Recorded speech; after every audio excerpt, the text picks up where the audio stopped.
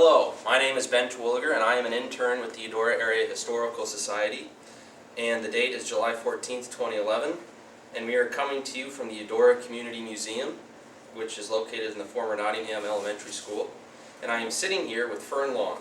Ms. Long is an important historian here in Eudora, and she played a very pivotal role in the formation of the Eudora Area Historical Society. I would sort of like to interview her about her involvement with the Historical Society, her passion for history, as well as maybe some of her personal history and how that relates to Eudora. So, hi, welcome. Doing this like a very professional TV show, as you can tell. I guess I'll just start off with, what can you tell me about your early life? Like, when were you born? Maybe where? What was your childhood like? I was born in Johnson County, Missouri, near Warrensburg, in 1915, May the 25th. So I'm 96 years old. Wow, and you look great. And I got a real interest in history when I was in high school. We had a wonderful teacher that had us do research and dig out the facts of things that's gone by. And it got my interest, and I've loved history ever since. And during the 1976 bicentennial, I represented our church, the United Methodist Church, on the committee the city set up for that festivities. And I opened my mouth and said we should have a book that tells everything about Eudora. The Lions Club had done one before, but it didn't have everything in it. It was a small book. And so I said I'd be glad to work on the committee, and so I ended up, the lady that was supposed to help me went to work, and that left me holding the bag and doing a lot of the work, many thousands of hours. Wow. And I got committees that did each area so that we'd have schools and churches and cemeteries and businesses and organizations, and try to get every aspect of the town of Eudora. And so because of that committee, I said we needed to have a committee and a society in Eudora, of just a historical society. And so that's what I went to the city, and Charles Durr and Dorothy Aiken helped me.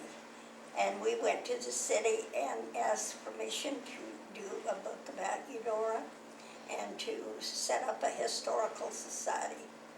And that's what we did. Well, great, yeah.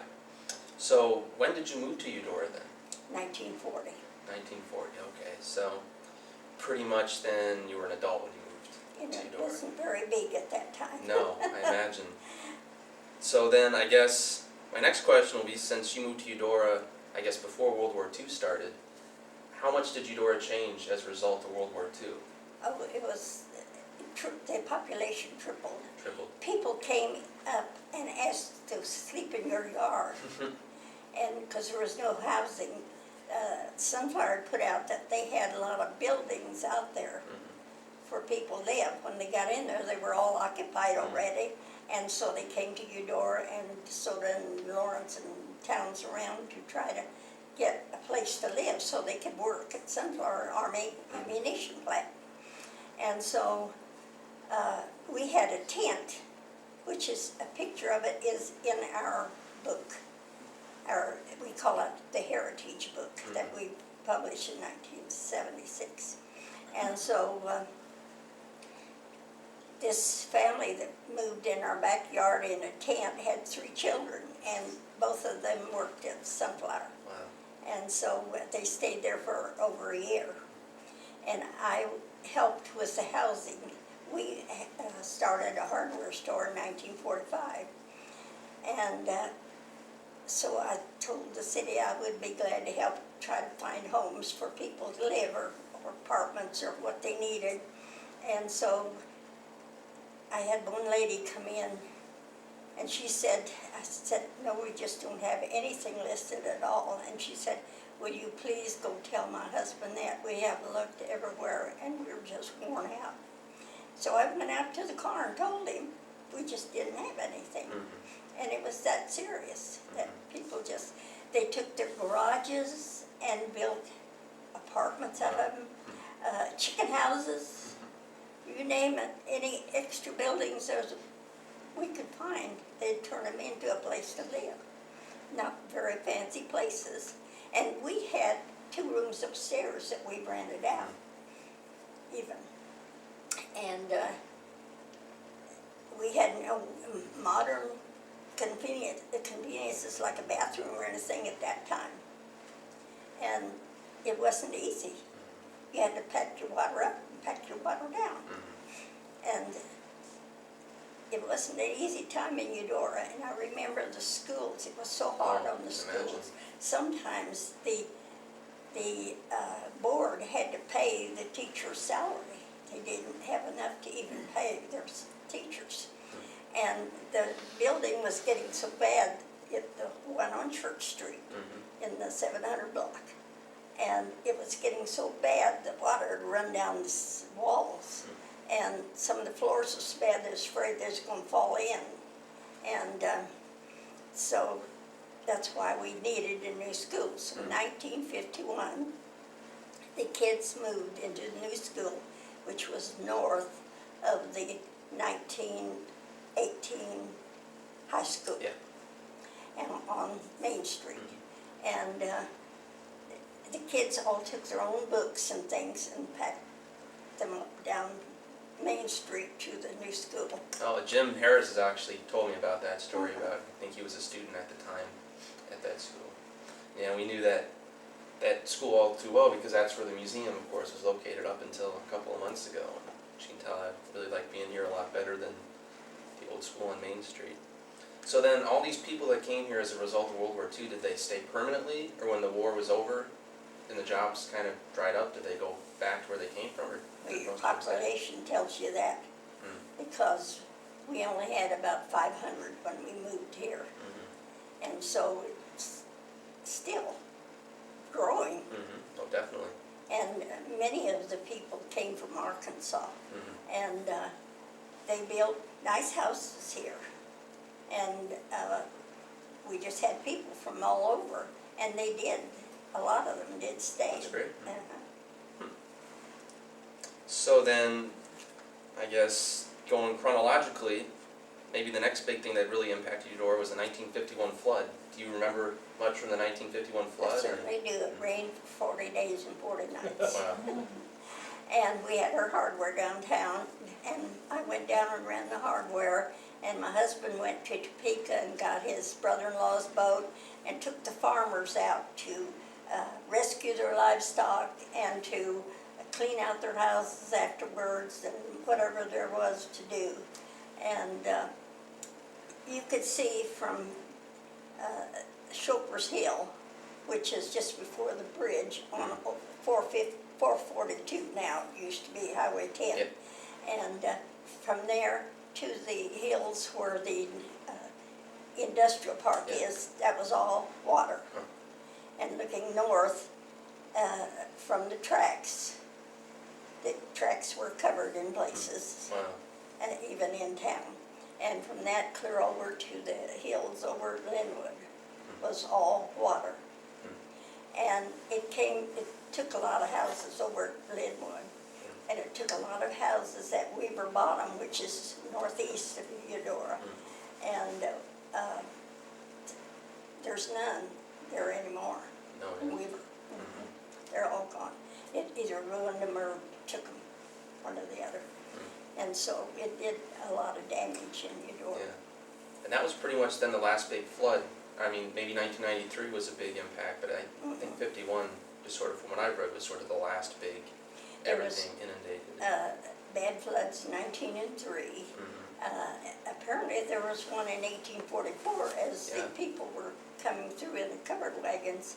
And then there was one in the 1903 flood was almost as bad. And then I saw one in 1904, there's some pictures of floods here. And I never heard too much about it, but there was a bad flood then. Sure. All right, well this just kind of interests me. The 1960s was a time of great change in this country, you know, the civil rights movement, the women's rights movements, the Vietnam War.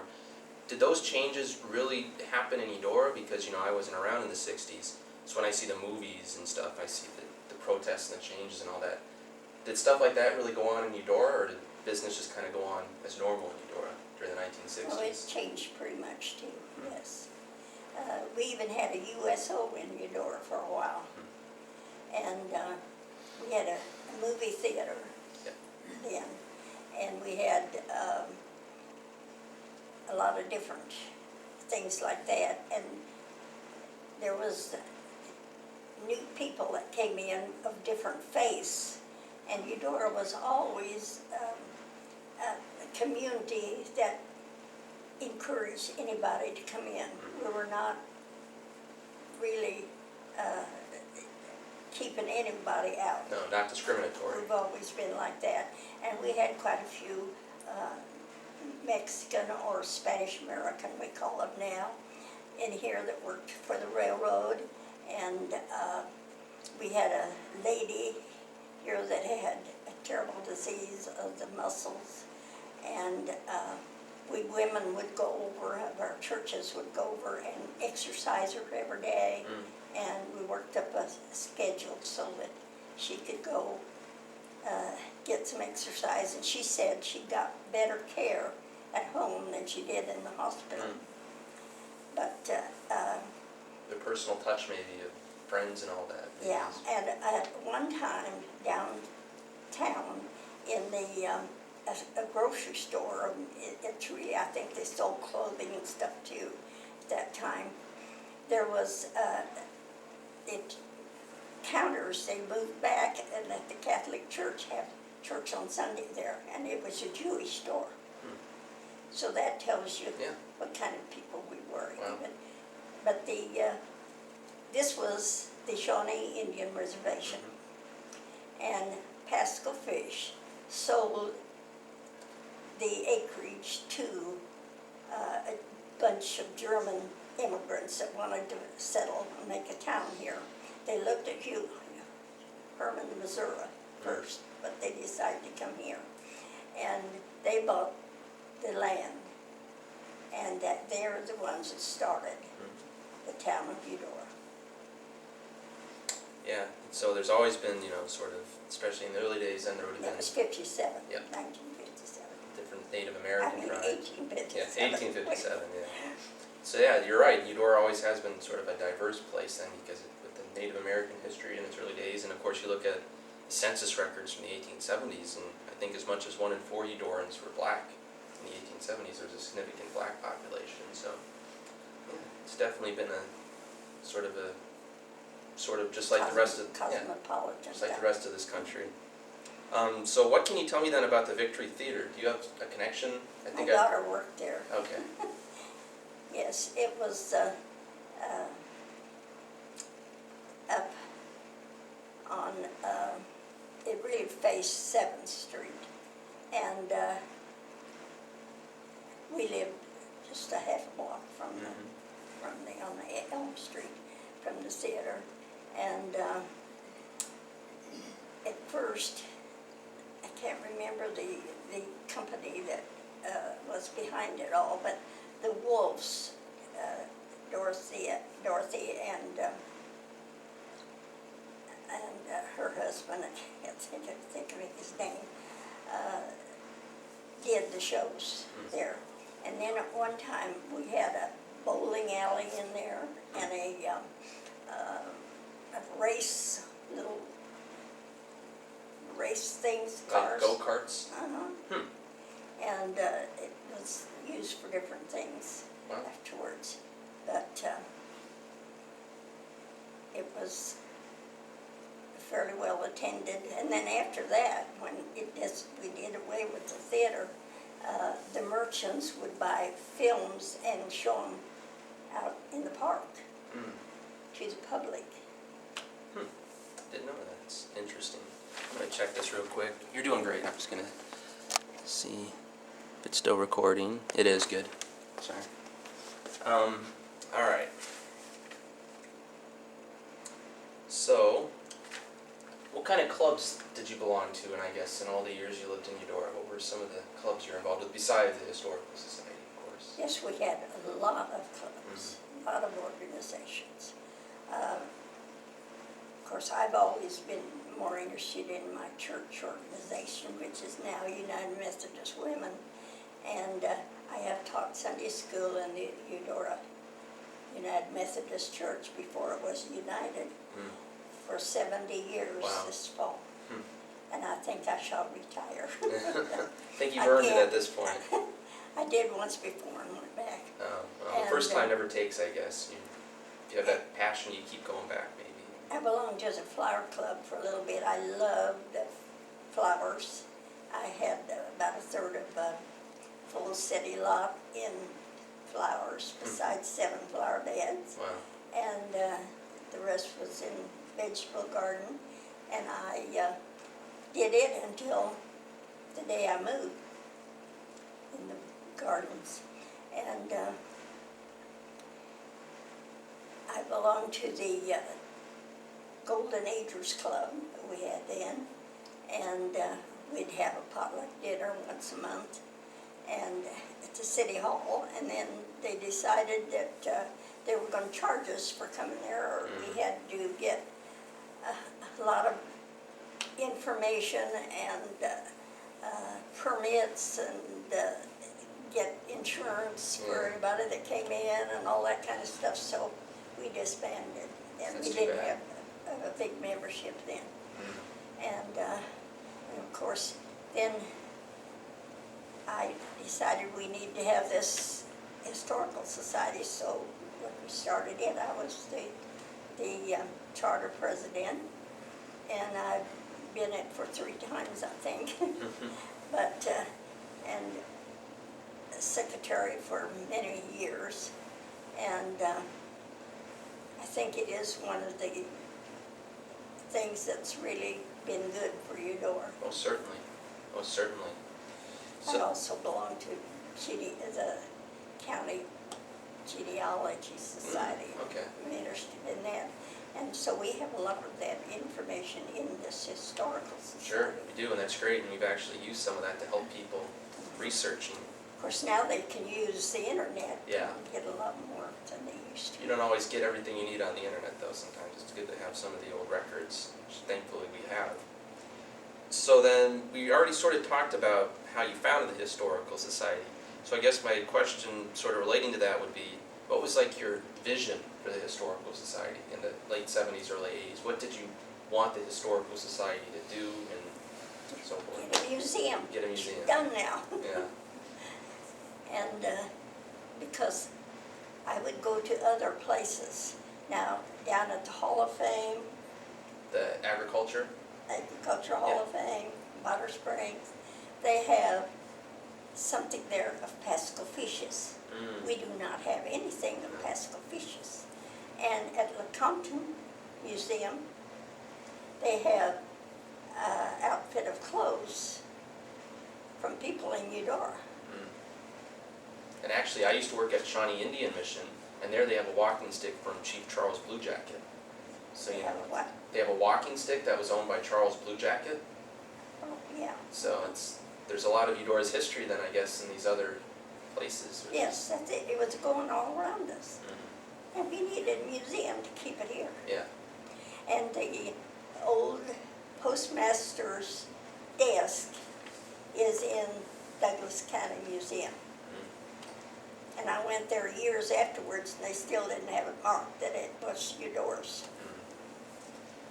So they just had it sitting there, and they didn't explain to people what it was or anything like that?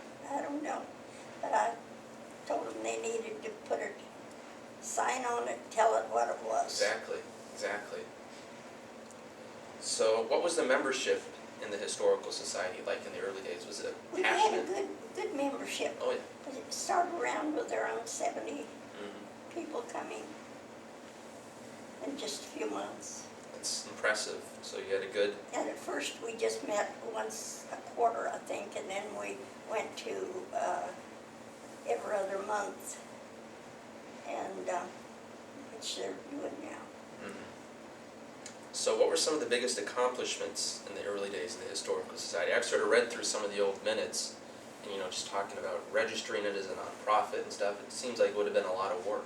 So what do you remember as being like some of the best moments, like you really got a good feeling from the Historical Society in the early And days? we've had good programs, that's Yes. one thing.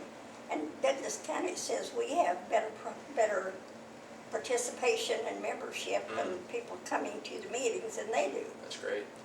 And I don't know if that's still true, but it was when I was in it, busy. And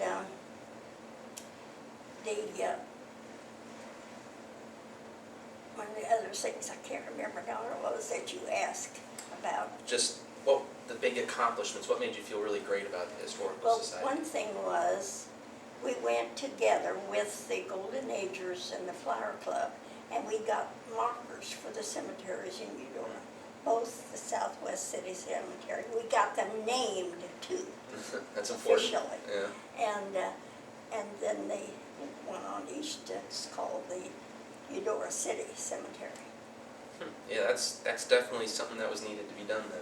And we did that in less than a year. Wow, that's good. So, here we are 30 years after the Historical Society was founded, and what do you kind of hope to see the Historical Society continuing to do in the future? Do you think it should keep growing, and do you think the museum side should keep growing, the archives? What do you think we should keep doing in the future? Sure, I want it to keep growing, and the dream I've had ever since we've started it was to get a panorama or something about Pascal fish and the fish tribe that lived here. And of course, one of the highlights, which I didn't have anything to do with, the city did, the Junior Chamber of Commerce, I think, was the one that started it. But everybody pulled together and got the statues in the park. And we also named the parks in Eudora. Okay, so like Blue Jacket Park, okay, that's very good. Yeah, But I'd like to see more about Pascal fish Aye. in a special thing that really brings it out. And I got his whole family history. His granddaughter, great-granddaughter, Eudora, Yeah.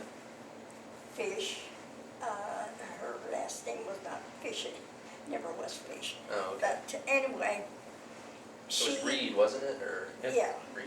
Okay. Edmonds. Emmons. she lived in Broken Arrow, Oklahoma. Okay. She is a very fair colored lady. You wouldn't know she was Indian at all. She was Teacher of the Year in Oklahoma. Wow. And just a beautiful person. And she and her sister-in-law decided they wanted to find out the history of the Fish family. And so she wrote a letter to the mayor of Eudora, to the city of Eudora. And so that was during the bicentennial. And so they gave the letter to me. And so then we proceeded to call her and talk to her on the phone and told her what we were doing. And so she wanted to come up here. And so she and her sister-in-law did come up here, and her husband. And his sister-in-law was an orphan. She wasn't really of the Fish family, her husband was. And so she was trying to get information for him, about him. And so, anyway, she came up here and we gave her the key to the city, and we had a special program for them at the library, and we were just thrilled to death. And then when they put the sculpture in the park, a lot of the family that I had their names, and they looked them up and got in touch with them, and they came to that celebration. That's great. I definitely agree with you. That's one of the most important stories we need to tell, is the story of the Shawnee Indians in the area. And we've been talking, or I've been talking to a guy with the State Historical Society, because we might come into some money from the county in a bit here. And what I want to use that money for, one of the things, is to make some nice signs about the Shawnee Indians and Pasco fish, because we don't really have the artifacts, unfortunately, because it was a long time ago, but we can still tell the story. Maybe looking at some of your notes and maybe talking with the fish family, we could put together a really nice sign that tells about the early Shawnee Indians in the region. His father was really a white man. Whose father? Pasco fish. Pasco's, okay, so he was half Shawnee. They lived in Kentucky, and his father was, can't remember his name now, but anyway, his father was a white man, was taken captive by the Shawnee. And he married an Indian girl, and then they lived in Missouri around Cape Girardeau, and then they moved everybody, all the Indians kept west. forcing the Indians west. And so first the Blue Jackets came to the Kansas City area, and then after they brought a bunch of the people with them, and then there were some that were originally came from Ohio, and I even have met some of the family that their last name was Long, same as mine, and they came from Canada. So they came from different areas here in 1930. Really 28 was when fish and the Blue Jackets and them came. Okay. Instead of 25, Yeah. which history lists as official. So, see, I already asked you why you're interested in history, and I thought that was a great answer. So maybe then, and we're kind of already talking about this, what are your favorite historical topics and themes? Like, is Indian history maybe your favorite theme, or what are your favorite themes in history? Now what? Like, what are your favorite themes in history? What's your favorite kind of history to read about? Like, is it Indian history, or Civil War history, maybe Western history? What's kind of your favorite topics? Or maybe you like them all, maybe you like all history.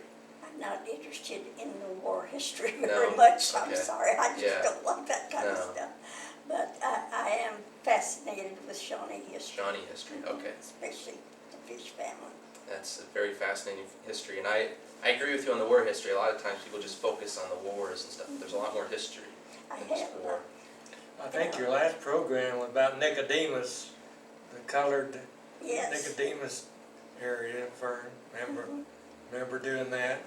Yeah. Yeah, we've had some really good programs. I've been really proud of our programs. Yes, they sound like they've been great. All right, well, I won't ask you many more questions. You've been really great. What's unique about Eudora's history? What makes Eudora different than DeSoto, Lawrence, or Tonganoxie, or something like that? My son wants me to move to San Antonio with him. Texas. Not with him, or probably with him, but anyway, down there. It's too busy. I don't like it. I like a small town like this. And I think Eudora's been one of the best places for my kids to grow up. Our schools have been ahead of Lawrence and Kansas City in the past. I don't know what they are now, Well, but they're still they pretty must good. be pretty good. The schools around here are nicer than schools I went to in Olathe, so that tells you something. And it's just nice. We've got nice churches. The only thing is we don't have a lot of stores. Everybody goes to Kansas City or Topeka or somewhere else instead of supporting their own community. Yeah, and that's, the city's trying to figure out how to address that right now. And I worked for years for the Eudora News. Now we don't have any because the businesses don't support it. And that's really unfortunate. But it sounds like then there's still a sense of community in Eudora, even though it's grown so much, it's not as small as it used to be. It sounds like then that you still think there's very much a really good community feeling in Eudora. And if you've got a problem, people get in there and help you. Big towns don't understand this. No, it's one of the great things about living in a place like Eudora, I suppose. So, all right. And my 4 children grew up here, and a lot of other people's children grew up here. They've all turned out good, and it's just been a good environment for children. Definitely, definitely. All Alright, well, I've pretty much asked you all the questions I wanted to ask. Is there anything else you wanted to say, or, I wanted to get more, I guess, personal questions, because I've read through a lot of your notes, and you have great notes about the history of Eudora and all that, and that's wonderful. So instead of making you just read all your notes, I wanted to get, your opinions on the Historical Society and stuff like that, and I think they were really great. So, is there anything else maybe you wanted to add, or? Well, I don't know much in particular, but I just wish everyone would get in and support it. Yes. And remember, we've got a place for their things. Yeah. And it's and nice. that's the thing I encourage people. So many times when they lose a member of the family, they throw away pictures. Well, even if they don't know them, someone else might know them and be researching and hunting them. Do not ever throw away pictures. No. Give them to the Historical Society or the genealogical, if it's people, genealogical society or whatever. Yeah. And that's great advice, and that's definitely what we're trying to do right now. We're trying to get the community involved with the museum and all that. And now, we have air conditioning, we have locked doors and all that. We have a really nice environment for people to store their stuff in, so maybe they'll be more encouraged to donate to here instead of Watkins Museum or something like that, because we really can look out for their stuff now a lot better than we could maybe when we were up at the old middle school and so forth, or before when there wasn't even a permanent place for the museum. So that's definitely what I'm trying to do, and I think that's what we can all keep trying to do, is get the I think community you've done involved. a wonderful job. Thanks, and of course, none of us would be here today if not for you, so I think you've done a pretty good job too, so. Well, I love it. I wish I could do more now, but I can't get around too good to do so No, much you've- as I used to. You've done plenty good, and so I think you can be pretty satisfied with all that you've accomplished so far, so. I think on that note, maybe we'll just sign off. It's been a real pleasure here talking with Ms. Long, and there's no real graceful way to end this. I'm just going to end it like this. Yeah. The end.